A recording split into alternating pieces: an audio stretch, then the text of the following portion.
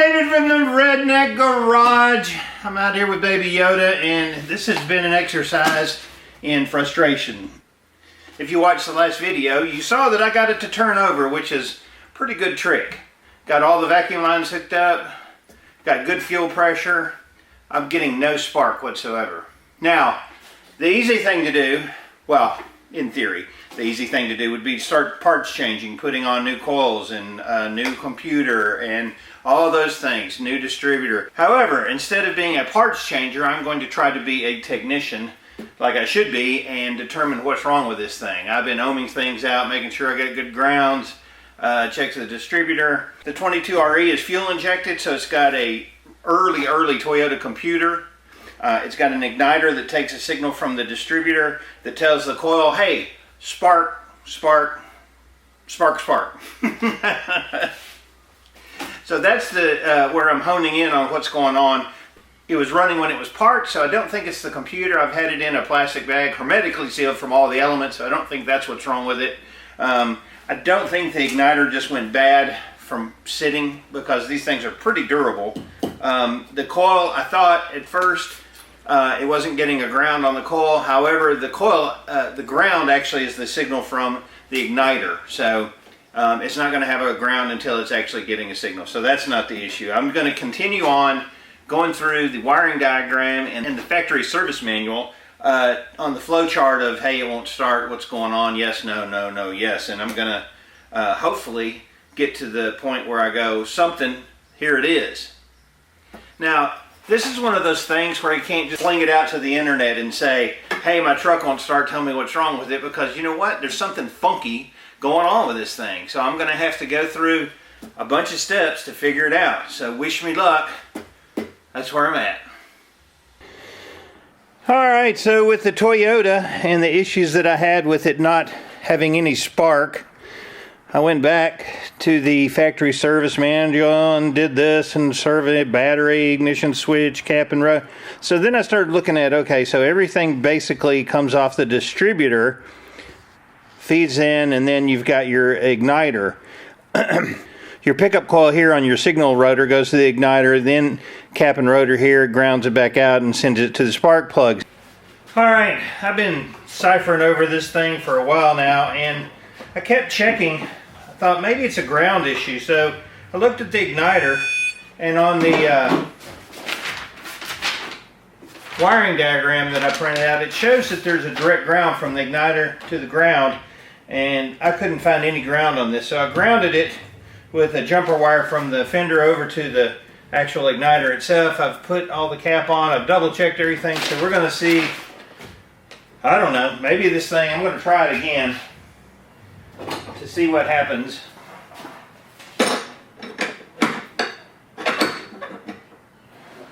I'm going to try it again to see if we get anything now that the igniter's grounded, because it's down to something like that.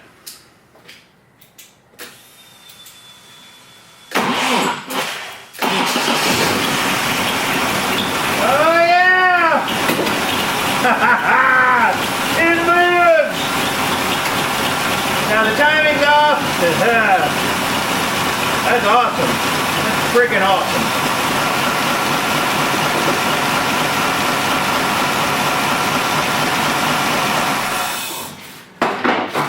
Yes!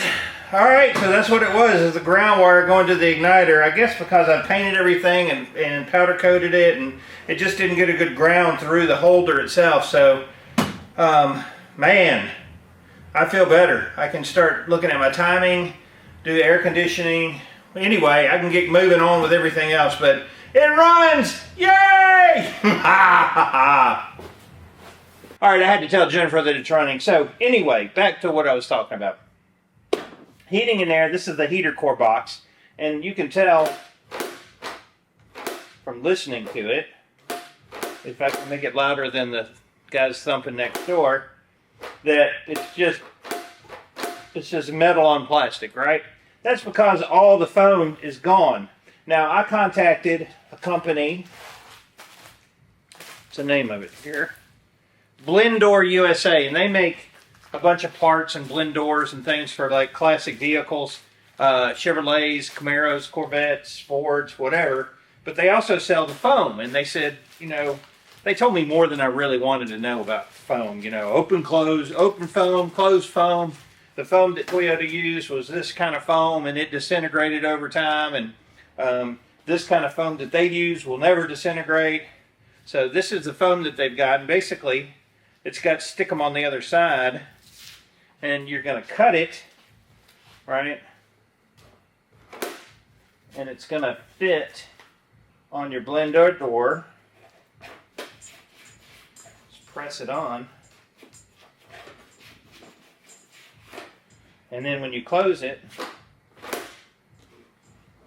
probably need to trim that off just a hair on that side over here, but when you close it, it won't be any noise because it's insulated. But you can see how this would be beneficial because, second, not only is it quieter, but it will keep heat out of the cold and cold out of the heat. Without that, then you're just getting airflow going all around it. So this is pretty cool stuff. Whatever kind of foam they sell, I'll put a link down to their website, but I'm going to do that to the little Baby Yoda's heating and air. Here's one here you can see right there on the top. Let me see if I can show you. And that's the new foam there. So everything that you close off should stay closed off, and everything you open should stay open. Awesome. So anyway, I'll work on this for a little while now that it's running. Awesome. All right. We're having a good time, said Dusty Slay. Yes, I have painted this black where the heater core and all that stuff is going in, so I can go ahead and start reinstalling that as soon as this paint dries. It's getting a little cold in here, so I got my little propane heater running. Try to dry it out on the inside there before I shoot a little bit of satin clear just to protect the paint. Why not? I got it. We'll see how long it takes this thing to heat it up, but this thing really does a great job in a short amount of time heating it up in here. As far as the running issue goes, I thought to myself, it's got to be a ground somewhere, but I really didn't think it would be a ground straight to the igniter.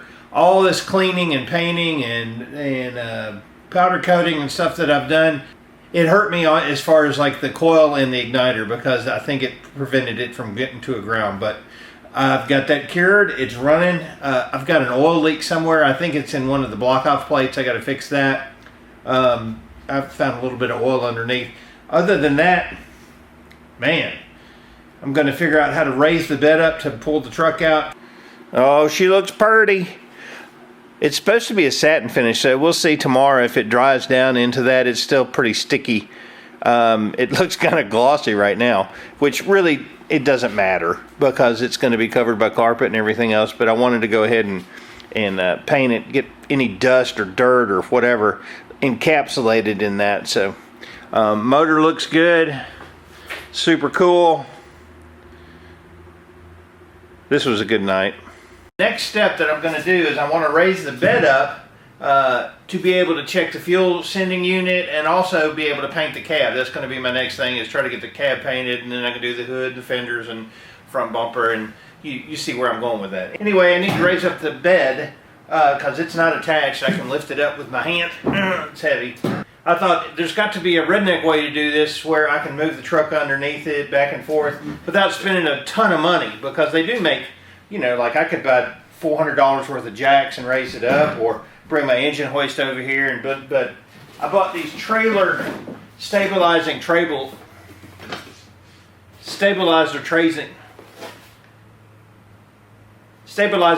jacks. Try to say that fast 3 times. And I'm going to try to put a board across, raise it up, see if I can get these things to hold the bed up while I paint the cab and do whatever else I need to do underneath on the frame. We'll see how this works out. Okay, I spent like half a day constructing the jacks to raise this up. I got them on Amazon for like 40 bucks for the jacks, and then I had to go buy some 2x4s at Home Depot and then some Brico blocks, because I had to engineer this thing in the best redneck way possible. And it actually turned out I think, pretty dang nice for what it is. So let's take a look at the Acme Bed Lifting Redneck System 2. I don't know. We'll just name it that for now. Due to this being fiberglass with the new bed sides, I didn't want to get anything underneath it in the front here, so I put the 2x4s in the front, and then the rear I just set a 2x4 on the inside because that's just the end of the frame rails in the truck. Let's see if I can show you. You see, that's the end of the frame rail here, and it just has to clear that. Once it's past that, then it doesn't matter. Really, the only thing with the bed itself is the tires have to clear the bottom of that front lip here, but I think, oh, I can't pull on that. And I think I have it high enough to pull the truck forward and clear the tires. I'm going to go ahead and give it a shot. I know this is pretty impressive.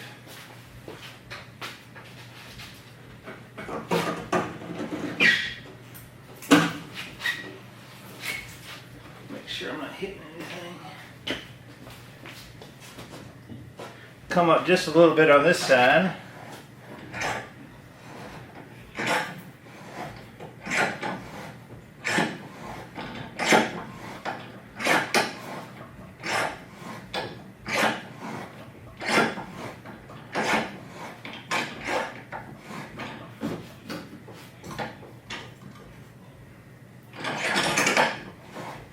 Check the other side. It's freaking awesome. Okay, see if I can come up a little bit further.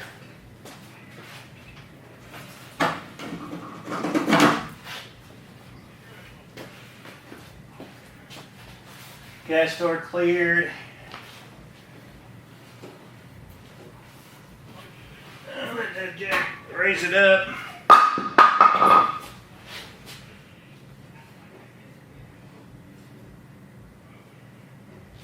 Amazing! All right, so I'm clear. Clear of the bed. That worked pretty well, actually. Nice. I'll take it out and pressure wash everything, but I need to start prepping the cab to get it painted, because I would like to start putting stuff back on this. But those jacks and 2x4s work pretty stinking well. Now, I still have an oil leak. I'll probably just attack that tomorrow because I don't really care tonight. I'm tired screwing around with this thing. However, the truck and the bed are separated. All I have to do is back it up underneath to reinstall it. So that's nice. And it'll also make it easier to put the bolts and everything back in it. But one reason that I pulled it out is because the sending unit for the gas tank is not registering on there, and this is the time to fix it. If there is a time to fix it, this is it. The fuel pump's working great, so I'm not going to mess with it. I've got great fuel pressure and everything else, but the fuel sending unit, I don't know if it's gotten corroded or what. A new one is $12, so we're going to see if it's an electrical issue, a ground issue, or if it's the sender itself. But man, this is looking good.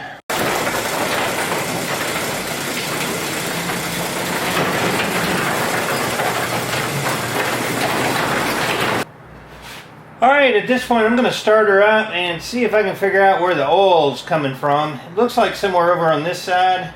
There's a block-off plate here. This side seems to be pretty dry, but I'm going to start it up and see if I can see any oil coming out. Won't that be exciting?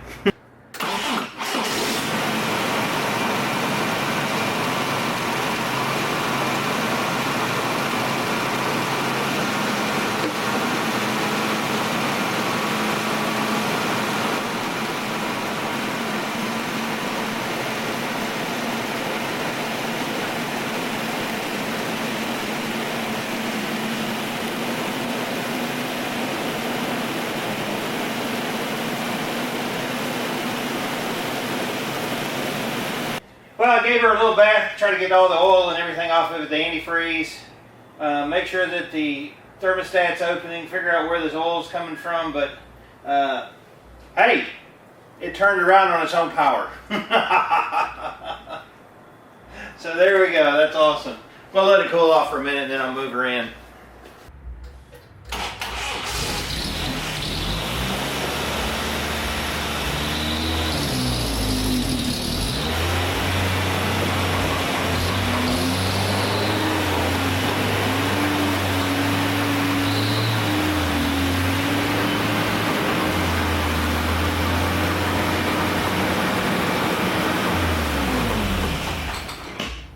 Man, this oil leak is no bueno. You can kind of see it dripping down. Usually, 99% of the time, when you have a oil leak that's this massive, and it's pretty massive, it's all over the frame, your front seal or oil pump is leaking and it just sprays back on everything. Wow, that's a lot. And I think I've lost about 3/4 of a quart. And what happens is the fan blows it and it gets all over the frame. So I am 99% sure, because everything else looks pretty dry. If you get oil on the oil pump dripping off, let's see if you can see this. You see oil